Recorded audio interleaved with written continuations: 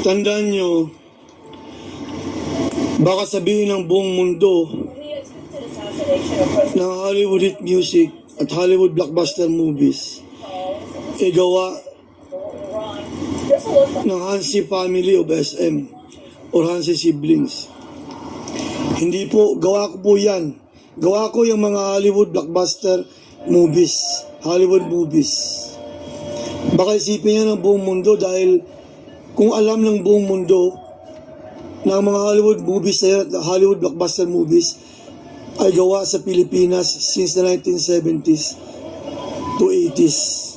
At ang pinakamaraming theaters ngayon sa SM sa Pilipinas ay sa SM department stores.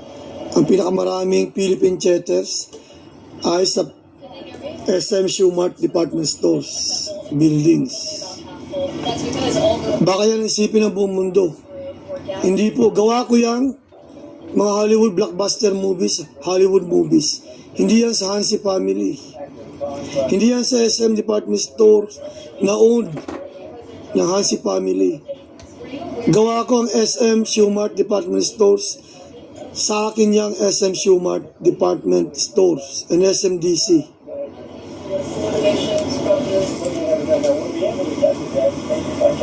And I was the one making the Hollywood hit music and the Hollywood blockbuster movies.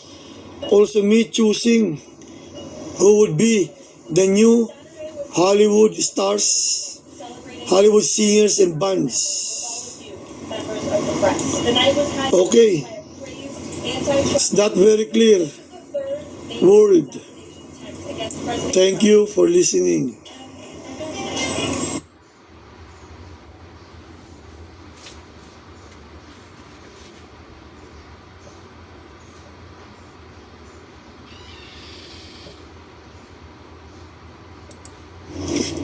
So, as I've said, after 45 years, matagal nang nakinabang yung mga Hansi family, Hansi siblings sa SM Shumart ownership and SM Shumart business operations. After 45 years, pwede lang ipangalan yan sa Philippine government. And me, the true owner of SM, the true creator of SM Shumart line of department stores. Hindi pwedeng sabihin ng Hansi family o hindi na pwedeng irason na for 45 years sila ang nagpatakbo niyan. Kaya sa kanila yan. No. Naging sa kanila yan nga pero I own SM Shumart. Gawa ko yung SM Shumart line of department stores. Pati basic operating procedures ng SM gawa namin. Sinundan lang nila yan since 1980s formally. SM Shumart is mine.